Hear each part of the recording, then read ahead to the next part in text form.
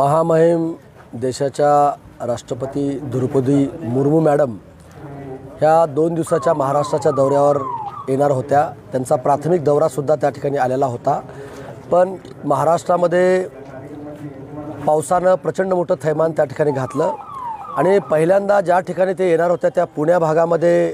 प्रचंड मोठा महापूर त्या ठिकाणी आलेला होता। त्यानंतर त्या कोल्हापूरला जाणार होत्या। त्या कोल्हापूरमध्ये तर अक्षरशः कोल्हापूर शहर पूर्णपणे पाण्यानं वेढलेलं आहे आणि लोकांना बचाव कार्य प्रशासन त्या ठिकाणी करीत आहे आणि म्हणून मॅडम येणार, मॅडमचा कार्यक्रम होणार आणि सर्व अधिकारी त्याच्यामध्ये व्यस्त त्या ठिकाणी राहतील असा अंदाज महाराष्ट्र शासनाच्या वतीनं आणि राष्ट्रपती भवनानं सुद्धा त्या ठिकाणी त्यांना वाटलं आणि म्हणून त्यांनी सांगितलं की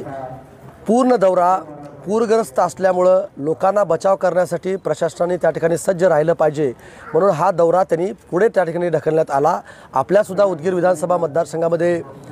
30 तारखेची जे तयारी आपण सर्व नागरिकांनी आणि जनतेने त्या ठिकाणी केलेली होती, पण सर्व महाराष्ट्राचा दौरा त्या ठिकाणी पुढे ढकलण्यात आल्यामुळं येणाऱ्या 30 तारखेला होणारा कार्यक्रमसुद्धा तो भविष्यामध्ये त्या ठिकाणी होणार आहे म्हणून हा दौरा रद्द झालेला नाही, तो दौरा पुढे ढकलण्यात आलेला आहे असं आपल्या चॅनलच्या मार्फत सर्व जनतेला त्या ठिकाणी मी आव्हान करतो की तो दौरा भविष्यकाळामध्ये होणार आहे आणि नंतर आपल्या जे